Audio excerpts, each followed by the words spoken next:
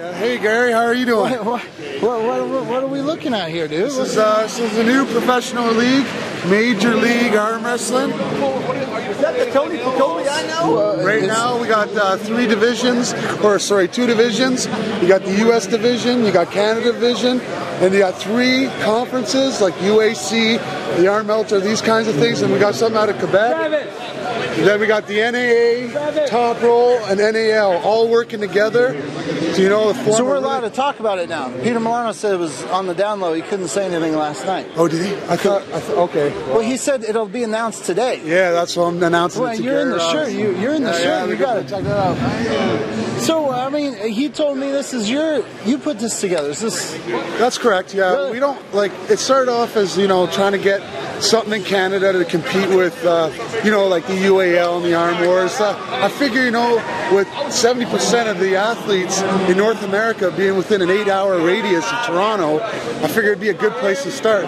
Plus, I got members of Parliament, I got big time venue guys, TV, Molson Brewery, Rockstar. They all want to jump in. They love the idea. They love the idea that we can do a contact sport, a combat sport with 0 head injuries. In Canada, this is a major issue, so they're all backing it. So, is it primary Canadian events first? Well, we're going to try to, for the fundraising and stuff like that, yeah. We're going to try to get these guys organized, make sure they're on the same page, working together. And once the funds start coming in, we can start filtering it to them and start getting these championships. So who made the first call? This is your baby. Yeah, I made the first call to Mark Zalepa, and then the second call was to Scott McInnes, and then he's like, if we're gonna make this happen, we got to encompass all of North America. And the cool thing is we're gonna encompass South Korea now with Sung Ming Bai and James Rodriguez. They're going to help us out and start something big up in South Korea, and they want t-shirts and they want tables. I got custom-made tables coming with Major League Arm Wrestling embroidered on the side. We're blowing this shit up. So when did this concept come to idea? When did it pop into your head? Well, we were talking about how we can get Devin and guys, there's a lot of heavies in Ontario that just don't get to go anywhere because of work or whatever. And I thought, they're not going to get that $2,000 flight to Tahoe or England, and they're never going to get exposure. So I figured if we could bring a venue and get people to buy tickets, and that's where the marketing strategists come involved. They're going to help us sell tickets, get revenue coming in, and that way these guys can come in, arm wrestle, and go home, and they can watch their kids' basketball game or whatever on Sunday, and it doesn't take up a 4-day weekend. So Peter Milano was saying you guys have the television. Is that locked? It's the cable network up in Canada. I don't know if you guys have it down here. Shaw. That's through our venue guys. So all the sponsors right now are based out of the guy who runs the venue, and it's called The Venue out of Peterborough, Ontario.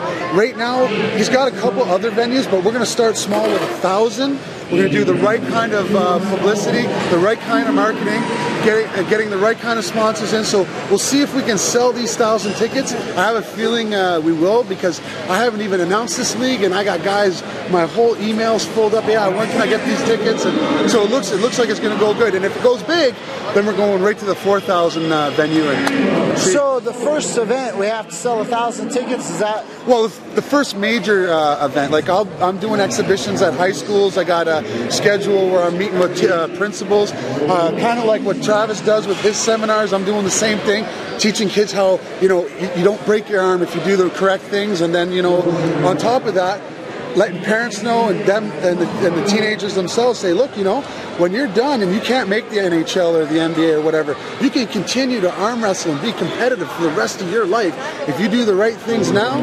And you can have a conversation with your grandparents when you're 50 years old. You don't have head injuries, and we've all seen what's happened to Gary Goodrich, and that's sad that he had to go to the fight game. He was such a great arm wrestler. Could you imagine if what's in place now, like the UAL and the Arm Wars, and if this blows up, we had this for Gary, maybe he wouldn't have had to go and fight and do those things, and he wouldn't be in the state that he is now. I think this is, especially in Canada, where the UFC just came this year. Imagine that, how much money the UFC makes, and Ontario was like, no, we don't like it because of head injuries.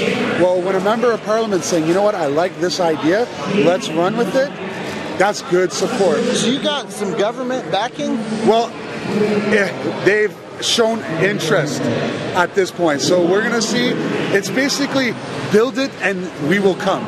So that's why you got all the bags of T-shirts and the trinkets and the hats, and I'm trying to generate some funds so I can say, look, I'm established. I got a big MLA banner like the NAL thing. I got my own custom tables. I got my referees, and they're on in their gear. You're fired up, man. Yeah, I'm fired up, Gary. I'm fired up. All right. Well, you know, ARM TV. Anything we can do to help, we always love to be involved. I don't know if that's allowed, Thanks, but Gary. you give me a call. You need something. All right. Thanks, man. Okay. Gary Roberts.